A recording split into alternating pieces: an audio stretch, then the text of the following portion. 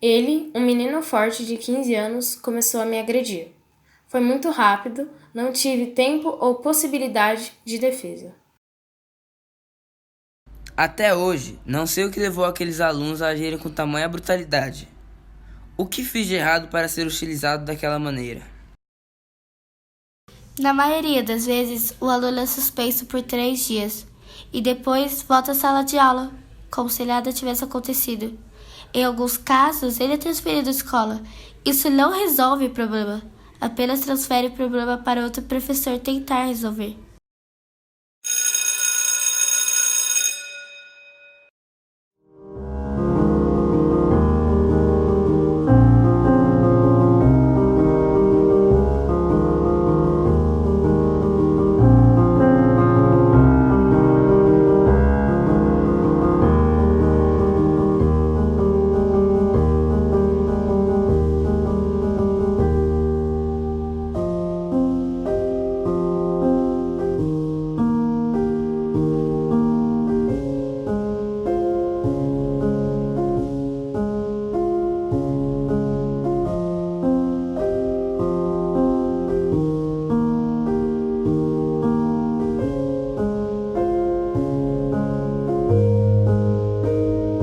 Porque quando a gente pensa em violência, a gente pensa em uma série de fatores que resultam na violência no final, né? E é interessante porque quando a gente pensa em violência, a gente geralmente associa ao físico, né? A você bater em alguém, a você ferir alguém fisicamente. E talvez seja esse justamente o problema da violência na sociedade, enquanto fenômeno. Porque, na verdade, a violência física ela surge como um produto dessa violência psíquica, introjetada, constante na sociedade, né? Então, com certeza, a gente tem que pensar a violência como uma interação de múltiplos fatores. Comigo já aconteceu sim, umas 3 vezes ao longo desse tempo todo. Foram situações mais complicadas, mas que envolvia também drogadição, era mais no ensino médio.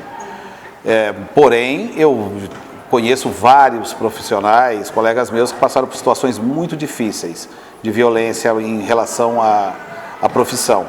Eu me enquadro em todas essas situações. Desde uma brincadeira até uma agressão quase física. Arremessaram, nesse último mês, arremessaram um caderno em minha direção. Foi muito dolorido. Então, o que aconteceu comigo, por exemplo, era um menino que estava começando nessa coisa das drogas e ele não conseguia minimamente se controlar. E num dia ele estava muito alterado, eu era coordenador pedagógico da escola, e aí ele veio na minha direção de uma forma, eu até imaginei que fosse uma certa brincadeira, eram muitos alunos, pararam, todo mundo, ele veio bem pertinho de mim, mas com um tom ameaçador e tudo, e aí eu simplesmente dei um empurrão nele, coloquei ele para lá, e aí a própria turma acabou conversando com ele.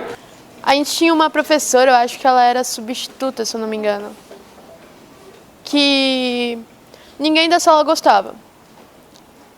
Então o pessoal lá resolveu fazer um tipo de trollagem. Quando a professora saiu para ir beber água, eles desligaram o ventilador da sala e colocaram uns 5, 6 negocinhos de branquinho. E depois fizeram a professora ligar, falando tipo, professora, tá mó calor, ligue o ventilador aí, liga o ventilador. Ela ligou o ventilador e voou branquinho a sala inteira. A sala ficou branca. E assim, é uma situação que a gente podia ter evitado com qualquer um da sala ter ido lá e falado, não, professora, colocaram um branquinho aí. Aí você fala coisas que normalmente você não falaria, mas como naquele momento você está estourado, você vai lá e quer debater com o professor. Muitas vezes você não tem nem argumentos para isso, mas você vai lá e você quer atacar o professor e acaba falando coisas muito ruins, e aí o professor acaba ficando magoado, acaba ficando chateado. Tem professores que até tem professores mesmo na minha sala que já parou de de dar aula por conta de brincadeirinhas que na hora não foi legal. Então, eu definiria a violência como qualquer ato, seja ele verbal, físico, qualquer situação, que pode ser até mesmo um ato de uma postagem numa mídia social, que você tem o interesse, a intencionalidade de ferir alguém. Então, para mim, a violência é isso. Então, às vezes até o tom que uma pessoa fale, se ela tem o objetivo, fica ali explicitado, que ela tem o objetivo de ferir a outra pessoa, isso para mim é violência. E a gente sempre fazia intervenções, manifestações. Nunca as aulas de português foram cópia de lousa. E isso eu muito me orgulho. Os meus alunos sempre foram obrigados a pensar. Né? E eu me lembro quando a gente foi fazer um protesto na diretoria de ensino e o terceiro B foi comigo. E aí eu já tinha saído do Ascendino em 2015, foi meu último ano lá. Em 2016, com toda essa história do MBL, né, de denunciar professor, né, a perseguição a professores que se colocavam à frente dos questionamentos. E esse aluno que eu nem me lembrava dele, porque ele pouco falava nas minhas aulas, me denunciou para o vereador Fernando Holliday. E foi uma amiga que me falou, Rosana, você foi denunciada, eu nem sabia, porque...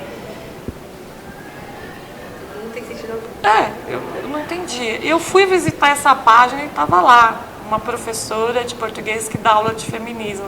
Pô, eu sou mulher.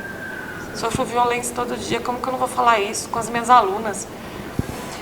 E, gente, eu fiquei horrorizada, porque eu falei, como isso, né? Então, essa é uma coisa muito perigosa relacionada à violência, porque geralmente a gente só se dá conta que a violência está acontecendo quando existe um episódio físico, né? Então, e ao mesmo tempo é uma coisa muito delicada de se falar na violência verbal, na violência psicológica, porque admitir que existe uma violência psicológica é admitir que nós estamos sob ela quase que constantemente, né? Nos pressionando a fazer coisas, exigindo de nós uma série de coisas que muitas vezes são intangíveis, se não impossíveis de se alcançar, né? Ou reproduzindo desejos de outras pessoas que não são os nossos desejos. Eu não sei exatamente como a gente poderia definir isso como uma epidemia, na verdade, né? Mas certamente não é um caso isolado.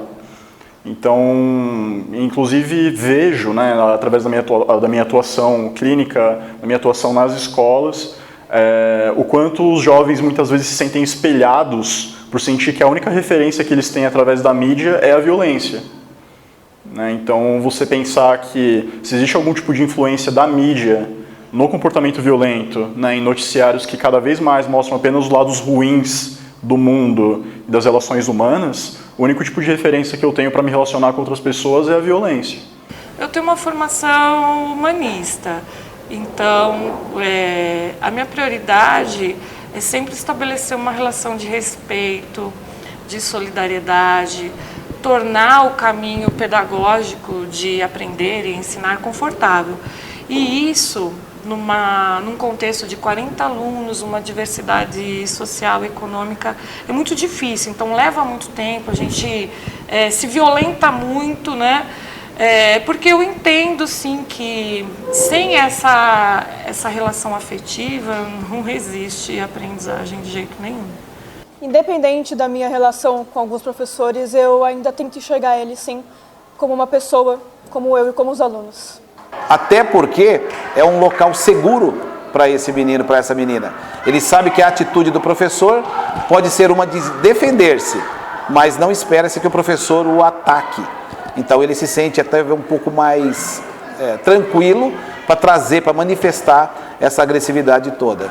São muitos fatores que levam à violência na escola. E você vê que às vezes eu tinha aluno de 9 anos que reproduzia a violência com um colega do lado, e a gente sabe que é uma estrutura às vezes dos pais, inconscientemente às vezes, da rua, da escola, e o professor ele acaba também reproduzindo, que ele é um ser humano também.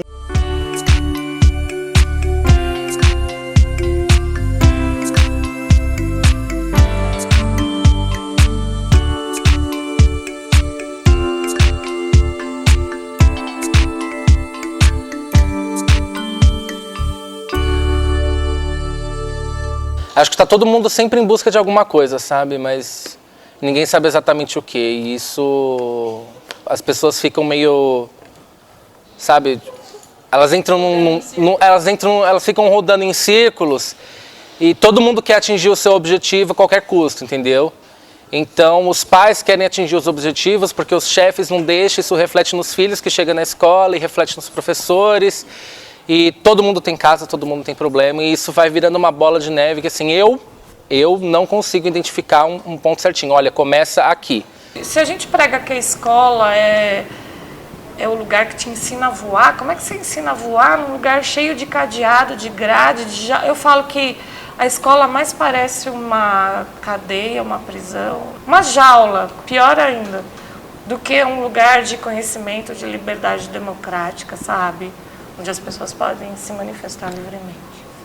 Uma coisa, como eu disse, são as grades, que grade para mim é algo que me assusta bastante, que eu detesto me sentir presa. E uma outra coisa que me irrita, e eu acho que todo mundo dessa escola assim detesta, que é o sinal. Eu me sinto total assim numa prisão assim, ou numa fábrica, como se eu precisasse, tipo, desse meu horário de almoço e eu precisasse voltar para cumprir minhas obrigações, como se estudar fosse uma obrigação, sabe, não um prazer. Dentro da escola eu não sinto vontade de estudar, eu não sinto prazer em estudar. Eu tô aqui por obrigação, sabe? É isso que eu sinto.